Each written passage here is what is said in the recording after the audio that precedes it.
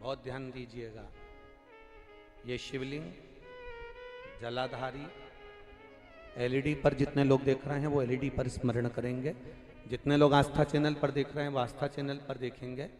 आपको स्मरण आना चाहिए आपकी बुद्धि में कि क्यों सियोर वाला महाराज कहता है कि बेलपत्री यहां चढ़ाओ, बेलपत्री वहां चढ़ाओ, अशोक सुंदरी वाले स्थान पर ये चढ़ाओ, अशोक सुंदरी वाले स्थान पर दुर्वा चढ़ाओ, या बेलपत्री का भाग चढ़ाओ, या बिंदी लगाओ। उसका कारण आज आप समझिएगा। ये शिवलिंग, ये जलाधारी, ये गणेश, कार्तिकेय और अशोक सुंदरी का स्थान। उत्तर की ओर ये जलाधारी होती है।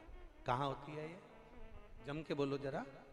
उत्तर की ओर ये जलाधारी होती है, जहां उत्तर की ओर इसका जल जाता है। जब हम बेलपत्र को अशोक सुंदरी पर चढ़ाते हैं, शिवजी के शिवलिंग पर इस डंडी के मुख को, जब हमने एक अशोक सुंदरी पर बेलपत्र चढ़ा दी, डंडी का मुख उधर है। हमने जब शिवलिंग पर बेलपत्र चढ़ाई, डंडी का मुख उधर है और हम बैठे इधर है। अब उत्तर की ओर जलाधारी जा रही है, आप बैठे कहां हो?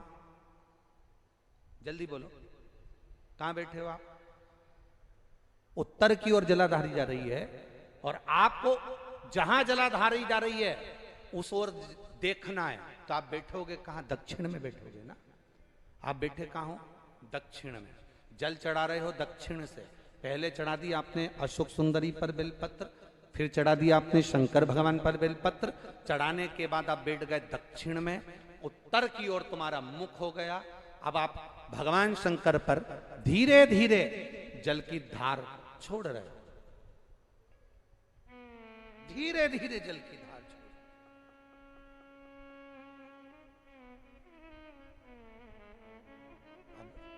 जब आप धीरे धीरे जल की धार छोड़ रहे हो, अपने मन की कामना कर कर जब भगवान शंकर को आप जल की धार दे रहे हो, अपने मन की कामना कह रहे हो, तब भगवान देवाधिदेव महादेव अपने तीसरे नेत्र से अशोक सुंदरी को निहार कर उस जल में फल प्रदान कर कर, जब हम जल को झेल कर आचमन करते हैं या रोग मुक्ति के लिए या कोई व्यापार वृद्धि के लिए उस जल को लेकर जाते हैं, तो देवाधिदेव महादेव का तीसरे नेत्र का तेज हमें प्राप्त हो जाता है, जिससे हमारा रोग भी समाप्त होता है और हमारा कार्य भी सफल होता है। अब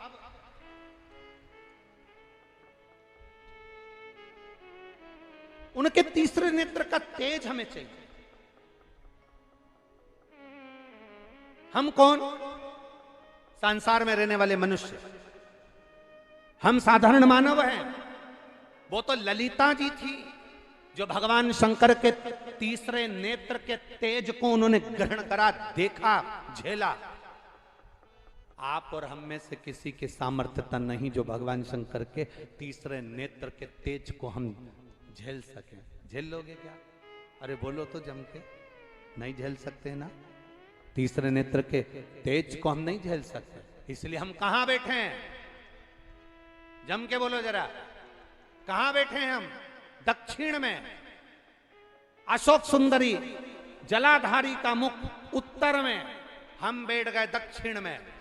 जब भगवान का तीसरा नेत्र हमारे जल चढ़ाते समय, बाबा मेरा बेटा नौकरी की तैयारी कर रहा है, बाबा व्यापार तकलीफ दे रहा, बाबा बहुत दुखी हूं, धीरे धीरे शंकर को जल समर्पित किया।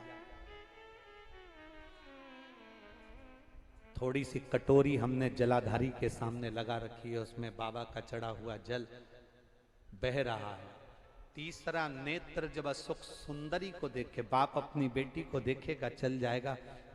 बाप की दृष्टि अपनी पुत्री पर पड़ेगी तो पुत्री भी निवेदन करेगी, और वो जल जब पड़ा, नेत्र की दृष्टि जब पड़ी अशोक सुंदरी पर, चढ़ा हुआ जल जब नीचे की ओर जाता है, अशोक सुंदरी से लगता हुआ हमारी कटोरी में, पात्र में आता है, उस जल को जब हम झेल कर पीते हैं या घर लेकर जाते हैं, लोग पूछते हैं शिव जी पे चढ़े हुए जल से रोग कैसे मिटता है? उसका कारण केवल एक है, शंकर का तीसरा नेत्र अपने भक्तों के लिए नित्य प्रति हर पल तैयारी में खुलता है, ऐसा नहीं कि बंद रहता।